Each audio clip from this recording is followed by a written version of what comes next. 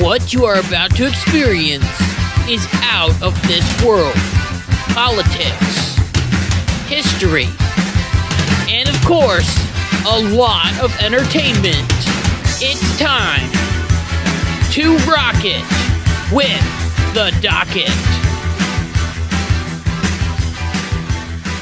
Hey, what's going on, everybody? It's Kyle Dockery with the Dockery Docket. We are here with another exciting episode of the Dockery Docket. I'm excited to be here, and I hope that you are excited to be here as well. And if you are excited to be here as well, make sure to go down below, hit the like button, hit the subscribe button, so then you never miss one of my videos. So I will tell you right now that it takes men or women of steel to be a Republican running for higher office, because I just don't know how J.D. Vance and Trump do it.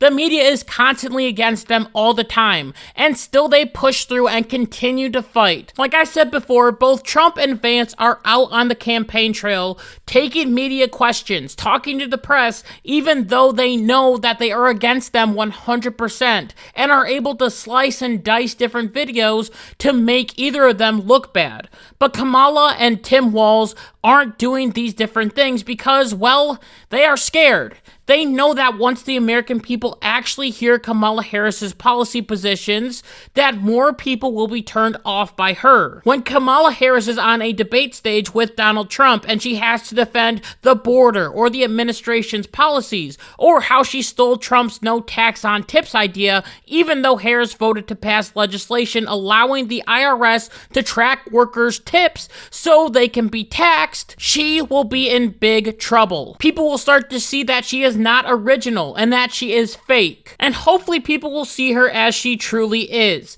a flip-flopper on absolutely everything, especially if she comes out and says that she wants to make America great again. Right now, I believe we are in the honeymoon stage of the Kamala Harris campaign, but let me give you some hope.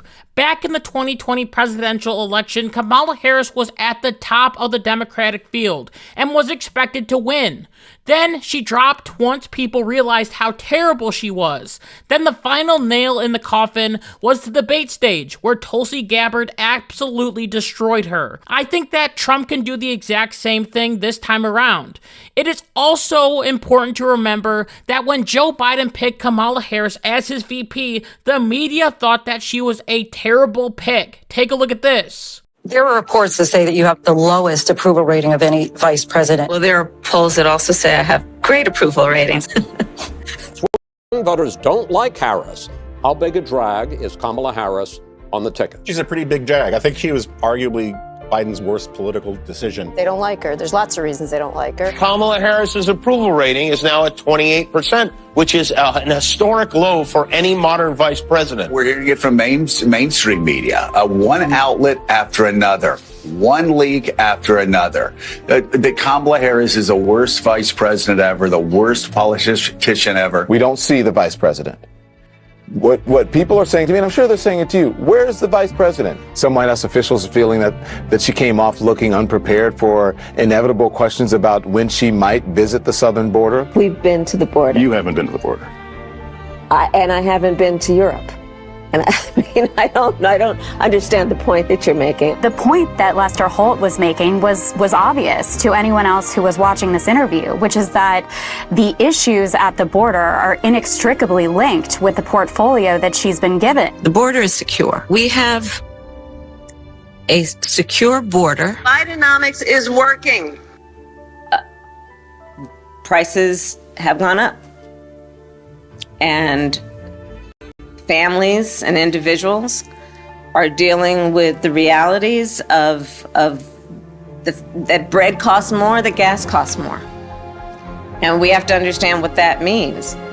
That's about the cost of living going up. He picked Kamala Harris to be his running mate. She was ranked and is ranked as the most liberal senator in the United States Senate. So he could have gone the other way, but he went to the left. Joe Biden is running for re-election, and I will be his ticket mate. Full stop. Full stop. That's it. Now, this doesn't excuse the fact that right now Kamala Harris is in the lead in the polls, but I don't believe that it is time to hit the panic button yet. Every single time Kamala Harris tries to run for office, she has a really big high, it comes crashing down. However, a lot of people have been texting and talking to me saying, Kyle, is this it? Is Trump going to lose? Now, as of the recording of this episode, I will say no. I have a feeling that after the Democratic convention, the appeal for Harris will go down. We will know her policies, and hopefully by that point, she will do a press conference so then people can see how she really is, and realize that she is not the right candidate to lead this country. Right-wingers are not falling for this fraud candidate, and I hope independents aren't either. Now, I will admit that it is scary to watch the Kamala surge, but you have to realize that Kamala Harris isn't up by a lot, and that Trump has more paths to victory than Harris does. This doesn't mean that we should just sit back and watch what happens. No, this means that we need to go out and fight. We need to act like we are 15 points behind Harris, and we need to get everyone that we know to the polls to vote for Donald Trump. Trump also has to start getting on the road, doing more rallies, and bringing his message to the public. He needs to attack Kamala Harris like never before on her policy, and not get sidetracked about race or gender or attacking governors of states that he needs to win. If he can do that, then he will win. This is Donald Trump's race to lose, and if we don't stay focused, if we don't encourage people to vote, then we will end up with two very bad people as president and vice president. And with that, I just want to thank you so much for listening to this episode of the Dockery Docket. And until next time, like my mom always says, be good, be kind, be loving, goodbye.